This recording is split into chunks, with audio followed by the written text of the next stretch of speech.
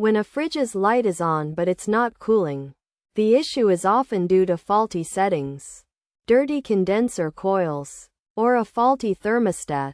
To address these problems, start by adjusting the temperature settings, which can vary depending on the model of the fridge. For standard panels, hold the temperature button to enter adjustment mode and use the adjustment buttons to lower the temperature. Then wait 24 hours before making any further adjustments.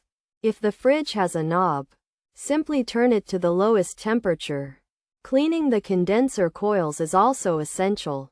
To do this, unplug the fridge, remove the base grill, and use a soft brush attachment on a vacuum cleaner to clean the coils.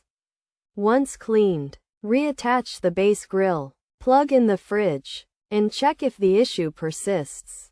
If the problem continues, replacing the thermostat may be necessary, which involves unplugging the fridge, opening the door, and removing the temperature control panel to access the old thermostat.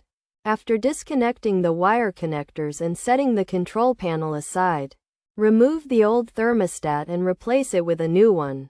Then reconnect the wire connectors and reattach the control panel. Finally, close the fridge door and plug it back in. It's important to note that these steps may vary depending on the specific model of the fridge. By following these steps, the issue of a fridge's light being on but not cooling should be resolved.